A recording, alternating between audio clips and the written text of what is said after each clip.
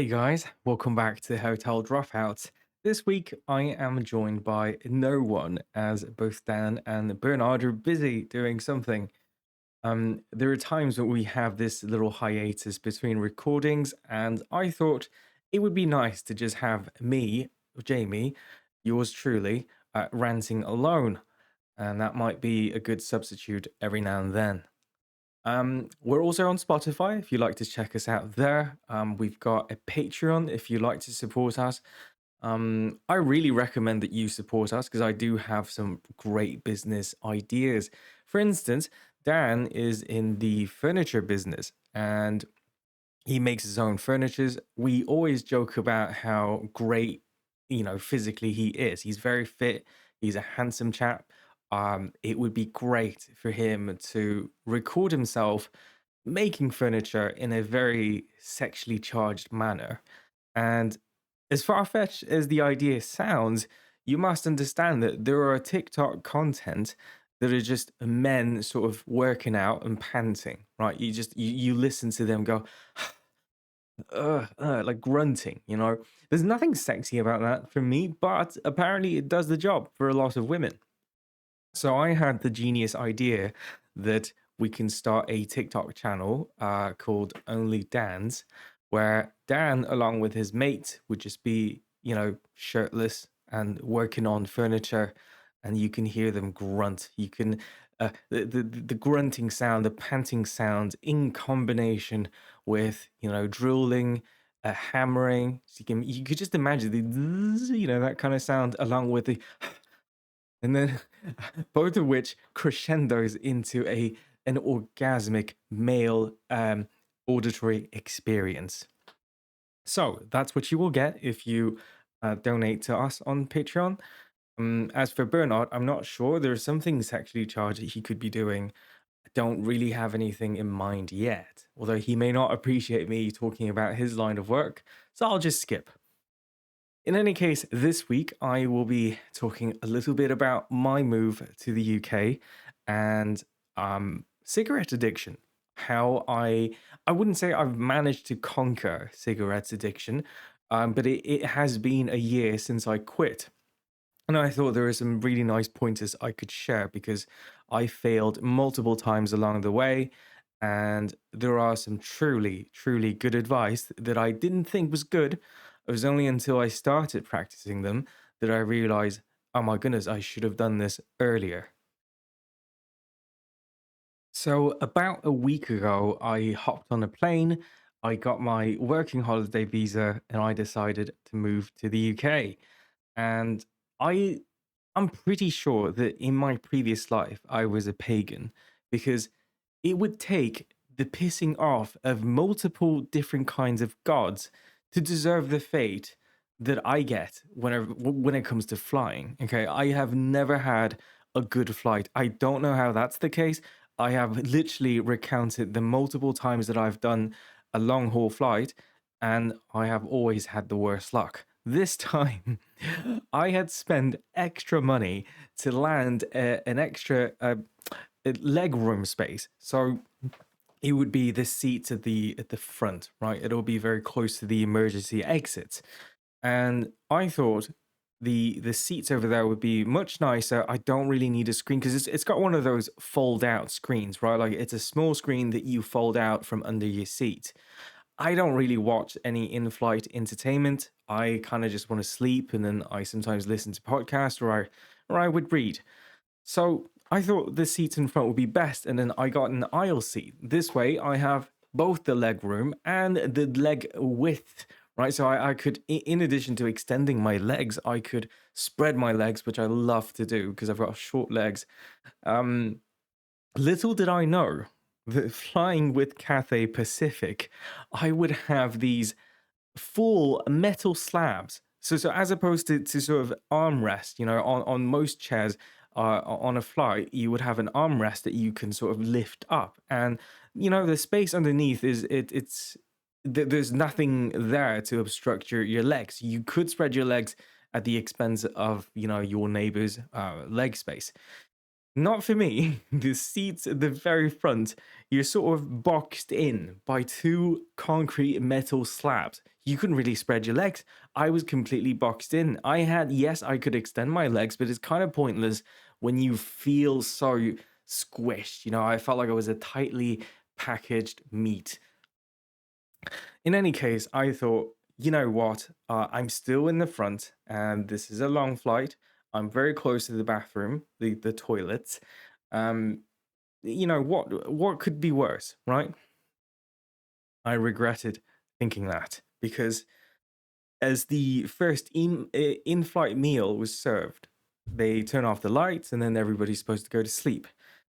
To my right is a collection, a cluster of quintessential British boys. Okay, these are young British lads that the kinds that you would find in Ibiza or in Mallorca, right?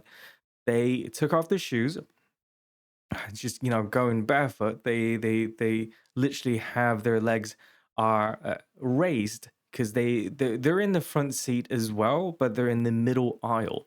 So as opposed to getting those folded out desks, they actually have one of those long desks that you pull out from the wall in the front of them. So you could sort of kind of like a baby seat, that you kind of pull down. So they rest their legs, and the smell is so foul. It smelled like rotten egg, but with a British flair.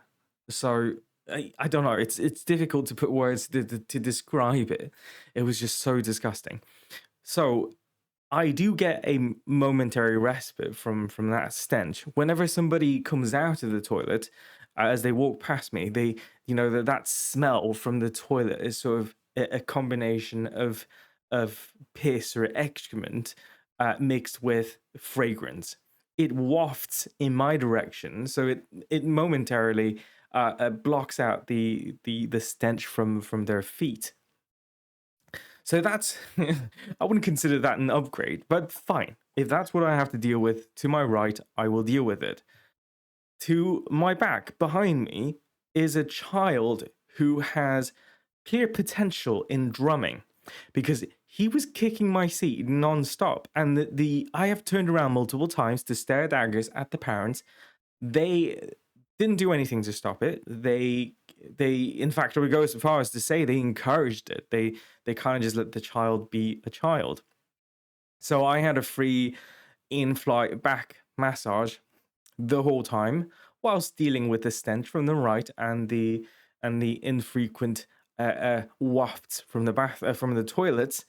And to my left is this absolute insane lady who who seemed normal at first, right? She asked for a glass of wine, and I saw that she was doing some kind of post makeup regimen. She put on some moisturizers, and then she had this cream on her face.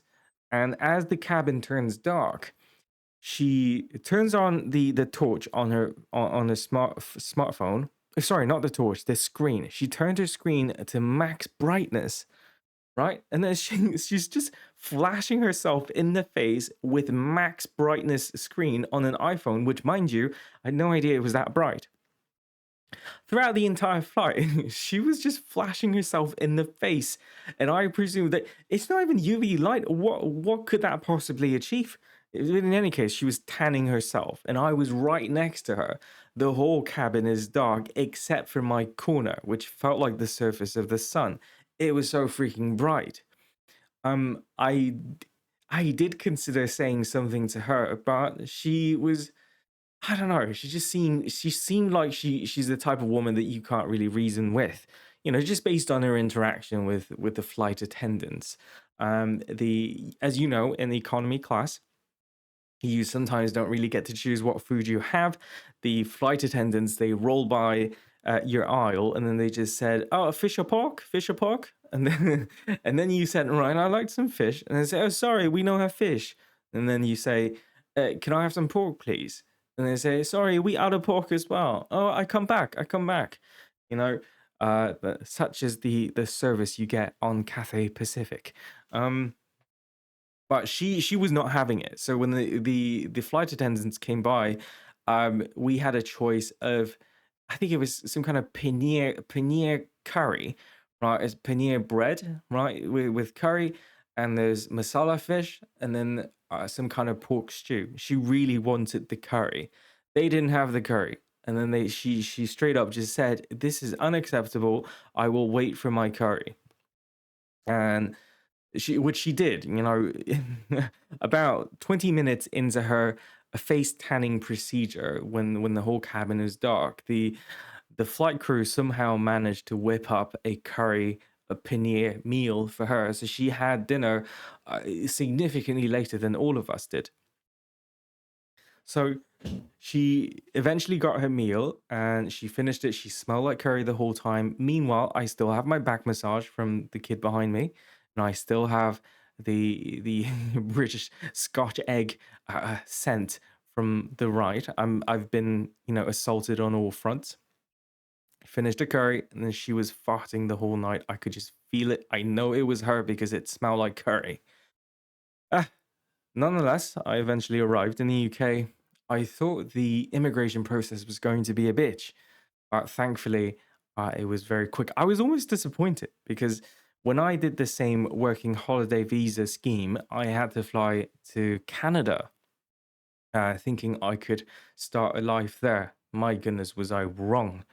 The immigration officer in Canada, it was at the Vancouver airport back then, you would have had to queue for up to an hour, right? As I was sitting there, I watched these immigrants from, it could be from Ecuador, from all parts of Latin America, and sometimes from Ukraine. They're sort of just, you sometimes see them begging, them telling the border officer, "Oh, please, sir, I don't have this document. Can I do X instead of Y, etc., etc." It's a grim thing to witness. Honestly, it's quite grim. Needless to say, for me, when I did my visa in Canada, it was all smooth. Besides the waiting, I just had to wait. In the UK, I had to go through immigration at London as opposed to Newcastle, which is where I was flying to. They had a look at my passport. I was really disappointed because there were no questions at all. They gave everyone else a difficult time. As I was queuing, I was kind of afraid. I was just like, "Whoa, that's a lot of questions." They're asking this African family, this single mother who was holding a couple of children, like two kids in her arms and one kid in a stroller, and she was clearly struggling, and the border officer was not having it. He was just like, "Ma'am, you were missing this document. We can't process you like this." It was just, again, it's a grim thing to witness. When it came to me, I thought I had everything prepared. I was like, here's my electronic visa. There's a share code that I could share with them. I have my documents. I have all my application form. I even have the initial receipt for my email lottery, which sounds weird, but let me explain. As a Taiwanese national, if you want to do a working holiday visa in the UK, unlike Canadians, unlike people from New Zealand or Australia, you can't just apply. You have to do a lottery test. You send in an email every year to the YMS team, the Working Holiday Youth Mobility Visa team. Every year they accept up to 1,000 people at random. I've been doing this application for 7 years. At one point, I kind of forgot I was doing it because it's all automatic. You just send an email. Um, so I even have a receipt to prove that, hey, I won the lottery. I was actually chosen. The officer looked at my passport and then looked at me and then just let me through. He didn't even say anything. Didn't even ask me how long was I staying, where am I staying, all the questions that I've come to expect, as stated on their website. None of those questions were asked. So I guess I couldn't really complain. I picked up my stuff and then subsequently flew to Newcastle. And it was all very smooth from there. Bernard's parents were very courteous, hospitable. His mother came to pick me up at the airport, and it all went smoothly from there. So I'm very grateful. I do live kind of in the middle of nowhere. I'm in a place called Durham, It's a town that's very close to Newcastle.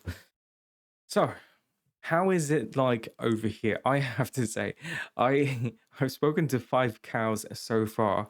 I've been to the local Durham garden. It's the type of garden that is still sort of being maintained by old money. Some lord somewhere decided to tell the city council, I need to keep up this garden, even at the expense of my constituents. In any case, it's one of those gardens that says, "Oh, we'll host a Shakespearean show on this weekend or that." You get the point. People over here are very clearly working class. You can tell by the cars that they're driving, the sort of attire they're wearing, and people kind of just converge at their local Tesco superstores, Lidl. You know it. It's the same brands everywhere. I think the UK is a good example of late stage capitalism. All the shops are the same. All the shops, you can see it everywhere. Marks and Spencers, Home Bargain. Oh my goodness, I'm getting tired just looking at them. So everybody converges at the local Tesco store. That's where you get your groceries and everything. So I go almost on a daily basis. I like to get some fizzy drinks. And I have perhaps witnessed my favorite moment because the people here have what we call a Geordie accent, right? If you've seen the reality TV show called Geordie Shore, it's very intense. I recommend you watch it. People sound like that. Most white women here sound like Sarah Millican. So I kind of joke with them. You sound like Sarah Millican. Um, but I witnessed one of my favorite moments. There are these old, fat white ladies. Sorry, I shouldn't say old. They're, I would say around 50 at most, 50, 60 at most. They're in their, the sleeveless dress, and the sort of it's sort of a cross between a pajama and in a day-to-day kind of dress. They always loiter on their balconies, and I saw this one woman catcall a man. She was just like, so there's this guy walking behind me, and I turn around to look. Clearly, a very good-looking man, and I presume they know each other because they're from the same neighborhood. This lady looked at him, and she just went, "You happy to see me? Or are you packing?" Um, and then and then the man turns, tilts his head to the side, sort of half acknowledging, and then he said, "Hey, uh, all of the above, love." I wish I could capture that moment into a tattoo, right? That if I'm gonna tattoo anything, that would be something I want to remember. People here very hearty, down to earth. I love that. I really love that about Durham. Although I am hoping to get a job, to eventually move down south where the opportunities lie. I work in the 3D sort of animation and games industry, and as you know, the market is terrible right now. If you're a fan of video games in general, you'll know that some of the biggest employers are not doing well. It is the era of indie devs have been ushered in, as I like to say. In any case, hopefully everything turns out well, and that I wouldn't have to leave the UK before I land a job. All right. I guess this is the section we can move on to what I want to talk about this week, which is a cigarette addiction. Oh my goodness, it is the worst plight I've ever come across in my life. So it's been about a year since I last smoked, and I still remember all the sort of physical manifestations of the withdrawal effect from smoking. And it was no joke, it was not fun. Akin to sort of a keto flu, when you first quit smoking, you'd also very likely manifest some cold flu like symptoms where you're coughing, your lungs is just kind of trying to clean itself up, and you just get this fake flu. And it's definitely not pleasant, but it goes away in about a week or so. I suppose it kind of it would all be different depending on the person and depending on how much you smoke as well. So let's break down the anatomy of a cigarette addiction, and I feel like a lot of people are similar to me. In my case, I first got into, sort of very extensive smoking, full on smoking. I've always socially smoked a little bit whenever I was out with friends, but it never became a habit. It's always something that I do when I drink, which is already rare by itself. I don't drink a lot. It's only when I hang out with friends. I would have one or two smoke, and sometimes I smoke by proxy of doing weed when I was much younger. In any case, I remembered clear as day. It was the winter. It was the Christmas of 2019 when I was broken up with, and it was my first, I suppose, first romantic love in life. Somebody that I loved dearly. More so than myself. It's sort of a bigger than life kind of experience, and I was very traumatized. I was very traumatized, and the shock, the sort of feelings of abandonment, feelings of betrayal, it was all just too overwhelming, overbearing. And I remembered my good friend took me to well, I first of all, I had to go to the Netherlands to be officially broken up with. It's a whole thing. Rather not get into it. But there was supposed to be a trip happening in the Netherlands. I had just finished up a business deal, if I remember, and I was very happy. So I got some income. I was gonna go to the Netherlands with my friend and meet up with my ex. We were all gonna have a fun time in a place called Giethoorn, which is a very picturesque sort of a small quintessential Dutch town full of canals and ducks and the sort. So, needless to say, I still went on the trip, but it was just me and my friend. We smoked so much weed to a point where I feel like I forgot myself. To a point I was completely delirious. I had never had so much weed in my life. I In hindsight, I guess it helped a little because I was physically numbed.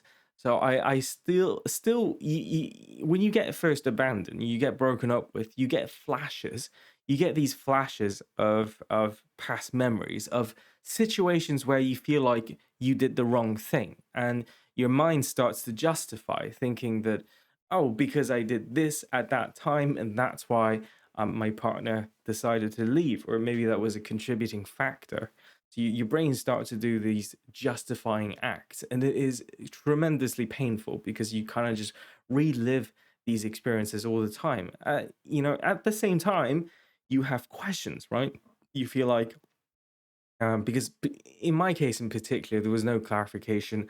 I sort of knew maybe there was another person, but I could never be sure, nor did I want to be, thinking about that. I didn't care much for the reason. I cared more about the fact that the deed was done. In any case, it was a cocktail of terrible emotions, and I relied on weed. Shortly after the trip, as I returned to Taiwan, I was by myself a lot. Unfortunately, I turned to walking my dog at night. I had a German Shepherd called Leo, who unfortunately passed away last year.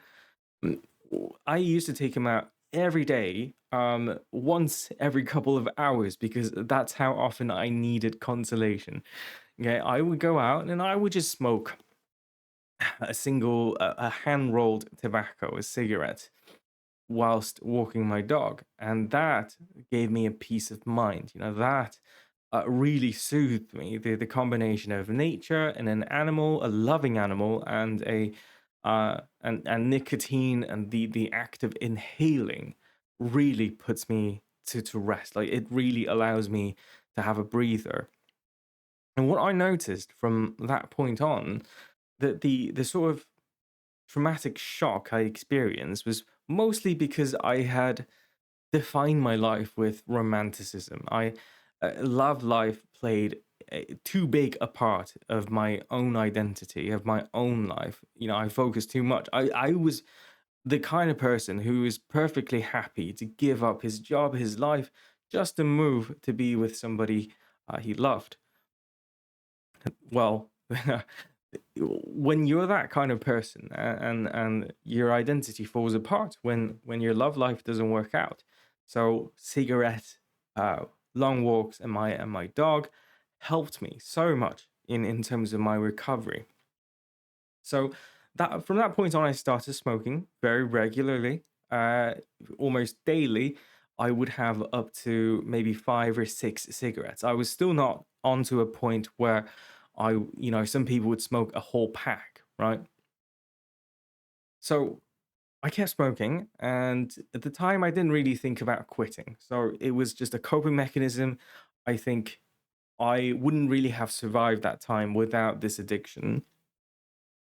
Then the smoking really ramped up. It got really bad when my dog passed away a year ago because, like I said, this duality of my support structure, you can imagine, is the twin tower that holds me up.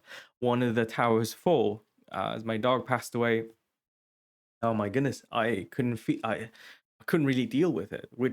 And by the way, yes, I did grieve for more than 6 years, which is kind of pathetic if I think about it, because I've only dated for what, 2 years or so, and I grieved for double that time. It just goes on to show you I was truly, truly in love. So as my dog passed away, I once again turned to smoking, and it it went from me doing my work on a daily basis, and whenever I catch a break, I smoke, to me needing to work in between my smoking breaks. That's how bad it got. I would I would have I would have a cigarette once every maybe half an hour. I also switched from these hand rolled tobaccos to IQOS, which is sort of like a heating mechanism. It's like a vaping pen, except you don't vape. You still insert these specially made um, tobacco joints, or I don't know how they call them. It's a very short stick of about one third the length of a standard cigarette, and it's rolled on tight with a piece of aluminium in the middle. So how it works is that you insert that thing into the IQOS pen. It heats through induction, so the aluminium plate heats up the tobacco, and you smoke from there. So it is still smoking. Some would argue that it's somewhat healthier because of the less amount of fumes. I guess it doesn't really produce any fumes. It You still see some smoke, but not too much. There's no active physical burning, only through heating. Still, it's unhealthy, but I would say it's marginally better than actually smoking by burning a cigarette. The amount of chemicals you inhale through the burning process is staggering. So, because I was using that, I was able to smoke indoors because it doesn't leave that much of a secondhand smoke. It's not that bad, it doesn't really affect the people around you as much as a standard cigarette. And for that reason, it became really easy to just chain smoke. And what's even worse was that I was smoking these cigarette capsules with a menthol flavor, and that's something you absolutely should not do. There is a reason why some countries ban menthol cigarettes because of how addictive they are. It is absolutely insane.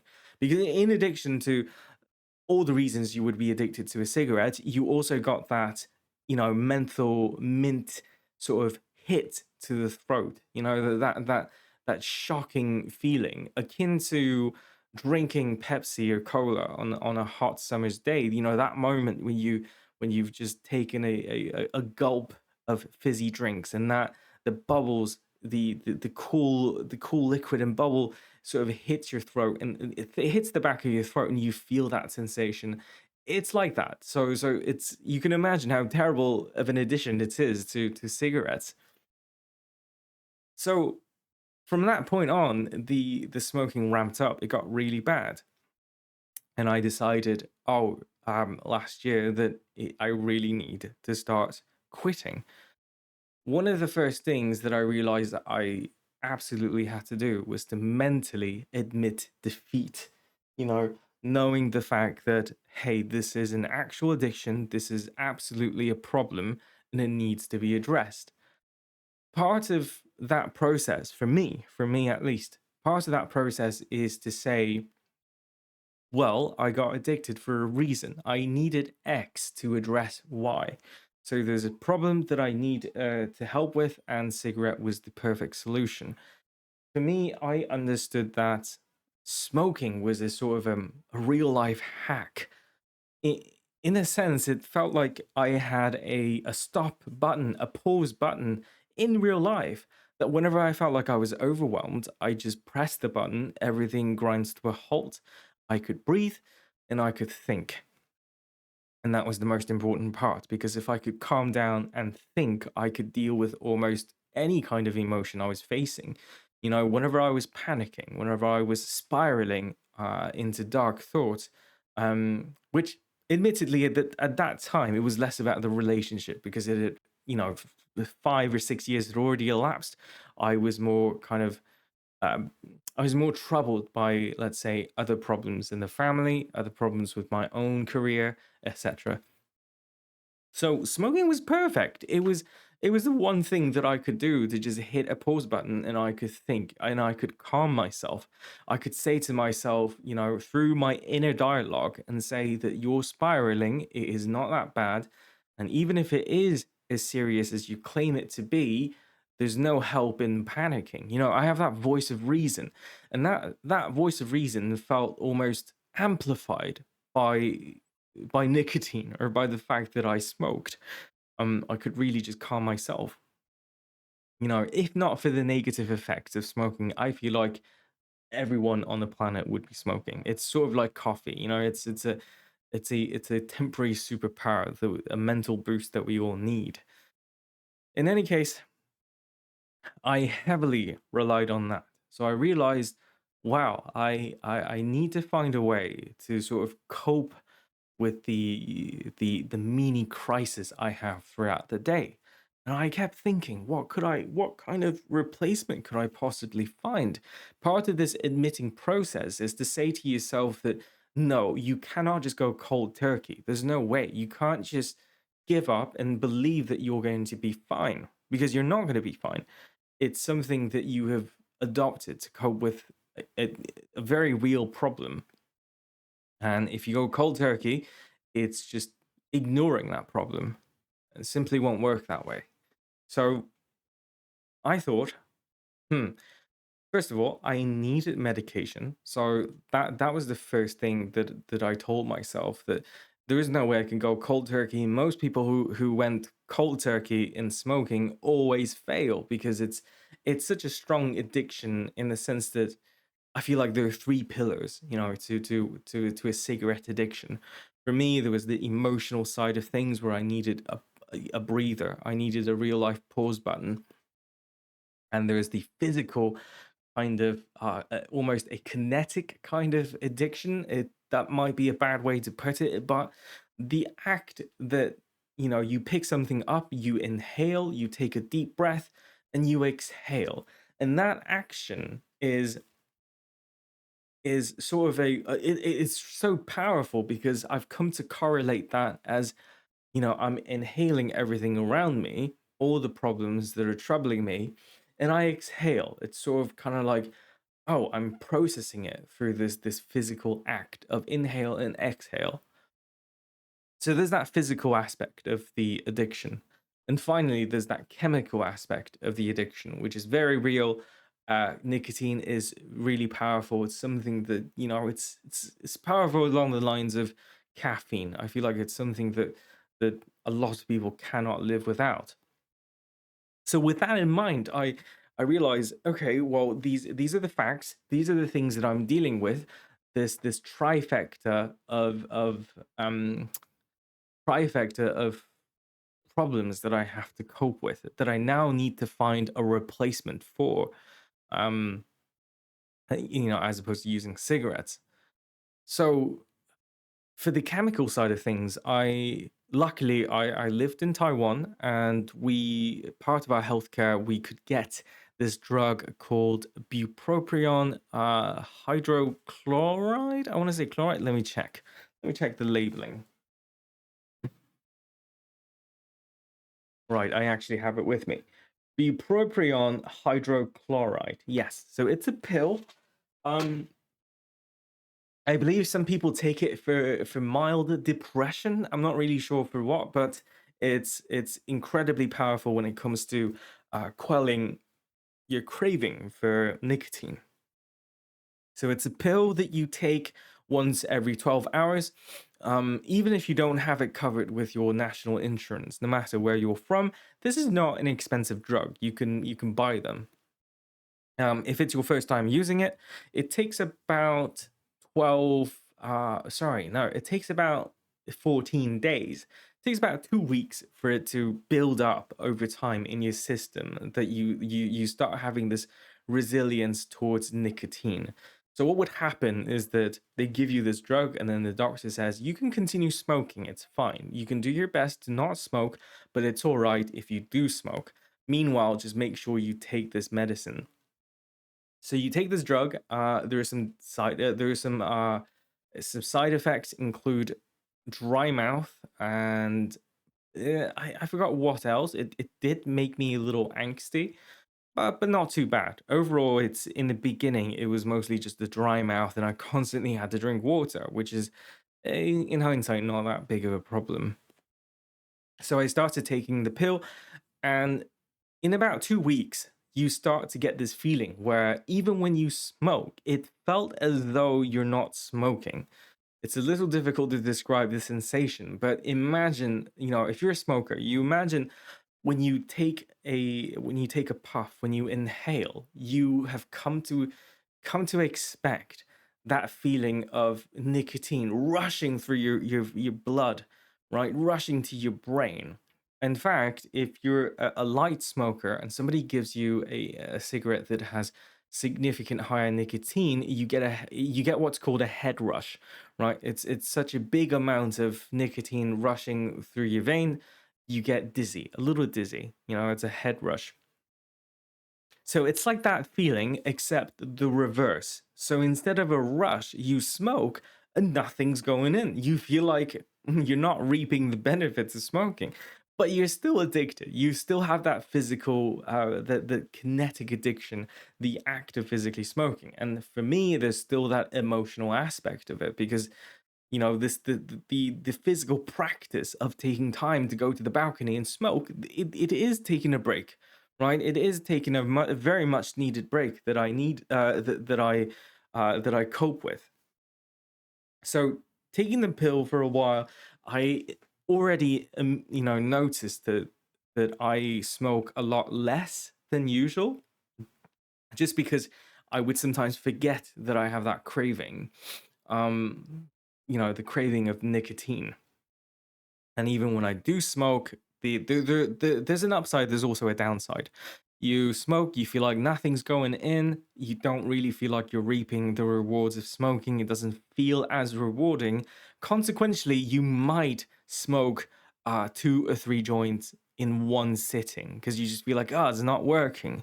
But the upside is the time until the next time you need to smoke that you feel like you have craving again would increase. It would increase by a lot, especially, about a month into this medication. So I highly recommend. There are many kinds of medication to aid quitting smoking. You could look it up. You can consult your own doctor, consult your own GP about this.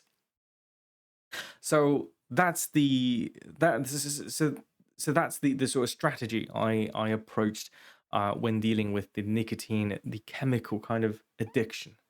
Then the next I had to deal with is taking that break. That emotional feeling of being overwhelmed. How can I distract myself, right? There's that golden rule in dealing with any kind of addiction, and especially true in the sense of smoking, is that whenever you feel that craving, you give yourself 15 minutes, right? You give yourself some time to process that feeling. And for a lot of cravings, including food as well, they usually go away in about 15 minutes. And sometimes they do, sometimes they don't. And it's sort of a good test that you can run yourself to clarify that, hey, do I really want to smoke at this moment? If after 15 minutes, if you wait for 15 minutes and you feel like, oh, I still want to smoke, then there's an actual craving. Could be it the chemical side of things, be it the kinetic side of things, or emotional. Doesn't matter. As long as you wait those 15 minutes, you feel like you've done your part, right? So I needed something to distract myself for 15 minutes. And that's when I turned to mobile gaming. Oh my goodness, I freaking hate it, but it is effective for me. It is so effective for me. I don't know how, I don't know why, but there are two types of games that I play. One is called Mobile Legends. I freaking hate that game. It is it's basically League of Legends, right? So a single match. You get matched with four teammates. It's League of Legends. You capture towers. You eventually, capture enough towers and gain enough advantage. You rush to the home base of the enemy as if you defeat the structure that they have to protect in their home base, you win the match. So every match would last anywhere between 8 to 24 minutes, I would say. Almost half an hour. Just a few minutes shy of half an hour would be the longest game that I've ever played. It could also be because I suck, so I'm very low ranked.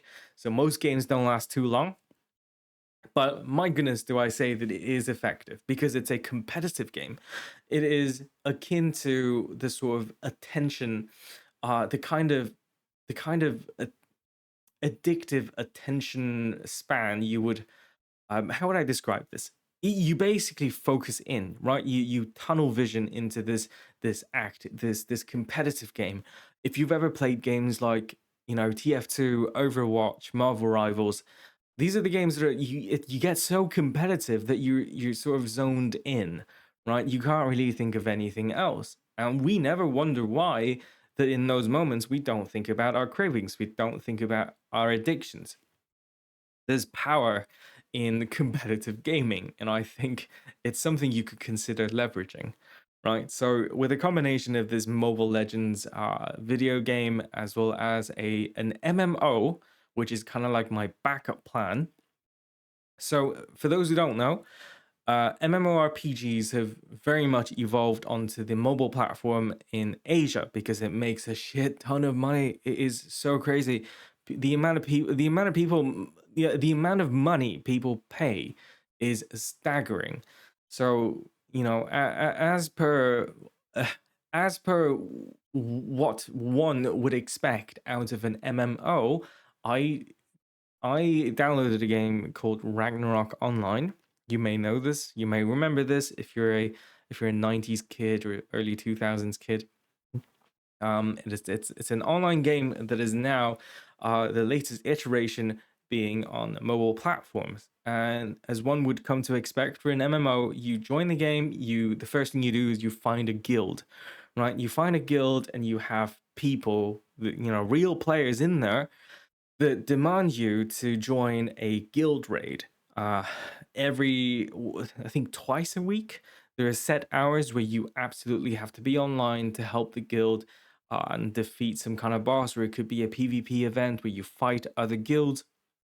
And this game did so much for my nicotine addiction. Like it helped me quit so much because whenever there is a raid or an event, for me, it usually happens on Wednesday evenings, where you have to where there's a PvP event where our guild goes up against four other guilds in competitive matches. Each match lasting about an hour, so it's really a nostalgic moment for me because I haven't experienced a guild raid a guild PvP experience in such a long time.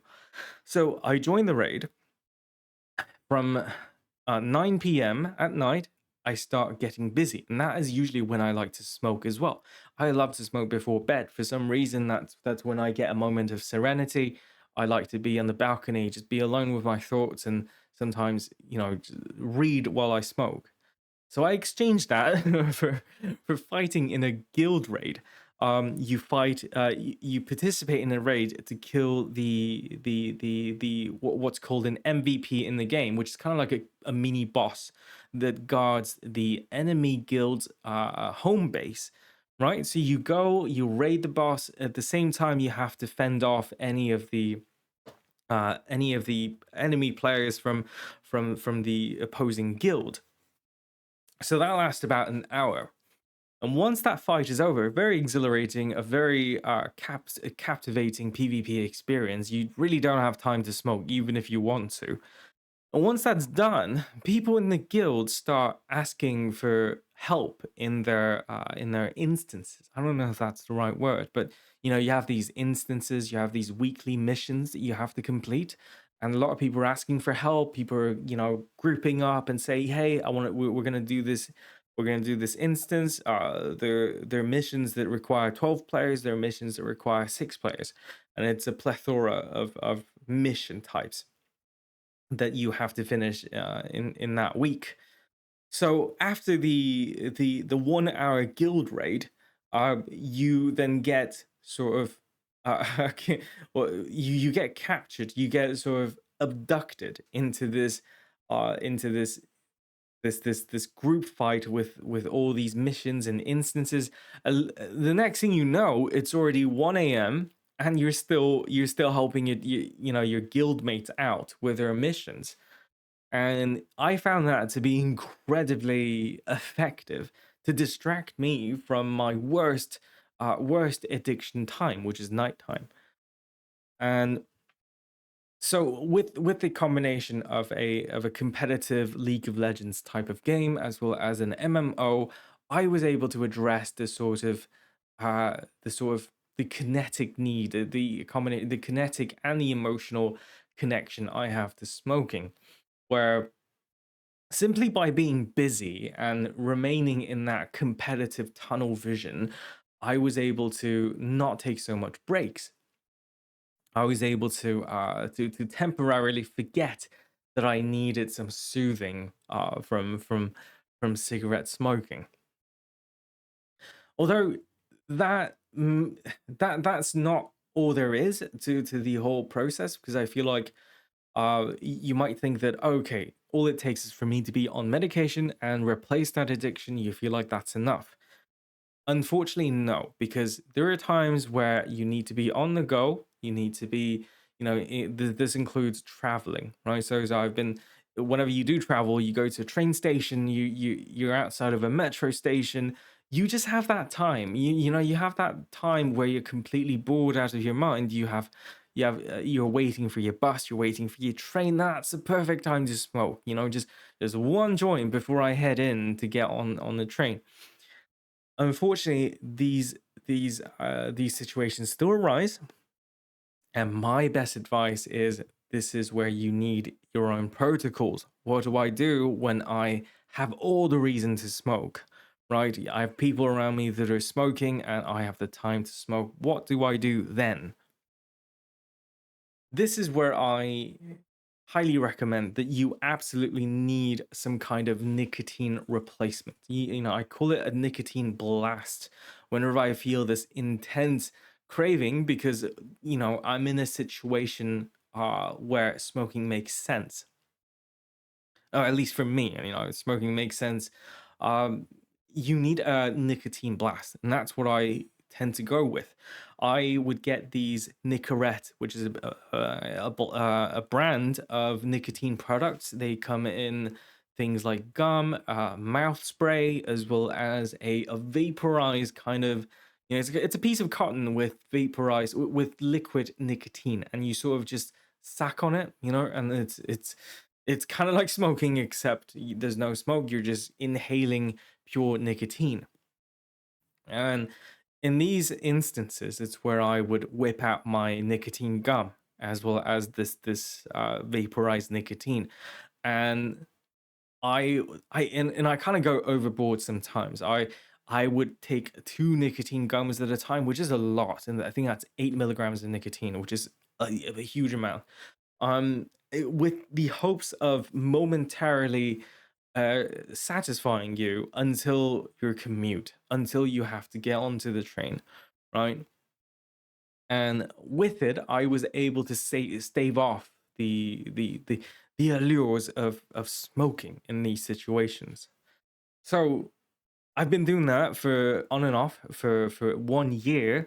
I say 1 year, but I actually started earlier than a year before because it's a long process where you would fail, you would sometimes still go back to smoking, and the last thing you should be is to be critical of yourself. This is the reason why there's so many smokers. It's an incredibly difficult addiction to get rid of. Cut yourself some slack. Whenever you run into an issue, you find the solutions that worked for you. So to quickly recap, right, for me the trifecta of smoking is that it gives me the emotional benefit of taking a momentary breather to hit that pause button in life. There's the kinetic addiction, where the physical act of picking something, lighting it up, or pressing a button, and then subsequently inhale and exhale, that gives me peace. And then finally, there's the nicotine addiction, the chemical side of things, which is very, very biologically real. And to combat each of them, I use a combination of medication. Bupropion is something you kind of have to rely on. I would say this does 70% of the job. And then a sort of addiction replacement, something that you can be very engaged in, uh aside from smoking. So this is where you turn to something you already have an addiction to in your life. Some people are very into gaming, like me. Some people are very into doing music. Some people are very into sports. You know what works for you. Just find another addiction that doesn't kill you or gives you cancer, right? Replace that. It's called addiction replacement therapy. I like to call it that. And then finally, I have the protocol of the 15-minute rule, that makes sure that I wait 15 minutes, I distract myself for 15 minutes. And if all measure fails, and I still feel that crazy intense feeling that I need to smoke, I then blast myself with nicotine, with gum, with mouth spray, or with the vaporized nicotine inhalers. You can find your own bespoke solution. I know some people actually replace the act of smoking with still smoking, but they're smoking these herbal grass, I forgot the name of the plant, but it's still terrible for you. No, make no mistake. You're still burning organic matter, and you're still inhaling that smoke. But for these people, the replacement kind of works, because you're still smoking, you still have the physical act of smoking, but they are sort of getting rid of the nicotine addiction first. They sort of replaced your mind's association between the act of lighting something up and inhaling, exhaling, with the rewards of what nicotine does to our brain. Whereas for me, my approach is to very much still use nicotine, but I just get that nicotine from somewhere else. And over time, you kind of, it's been a year in since I've completely cut off smoking. And I'm glad to report that, yes, from time to time, I still rely on these nicotine products, but the duration that I can go without slowly but surely increase. I could go on days without thinking about using these nicotine products. And so I hope I hope this sheds some light into the whole quitting smoking process. It's a bit unconventional. I am kind of advocating you do, first of all, take drugs or medicine, and I'm also advocating for you to replace your addiction with something else. Um, for me, it's whatever it takes. I have this approach whenever it comes to combating these addictions. I feel like you need to give it 100%. You have to fight it with everything you've got, even if the method in which you fight isn't entirely healthy. Being addicted to games is not really healthy as well. Still, it kills you way slower than cigarettes, right? This is where you weigh your options. In any case, I hope that has been helpful. I've been ranting long enough, and I will conclude the episode here. We're also on Spotify. If you'd like to ask us any questions, if you'd like to suggest anything, you can get on Patreon, leave a comment down below, however you like to do it. It doesn't matter. I just really hope we can get Only Dance, the project of Only Dance, online. I feel like he's in great shape, and it's a shame that he's not leveraging his body. We've come to an age of equality between genders. If women can sell their bodies, so should men, right? Right.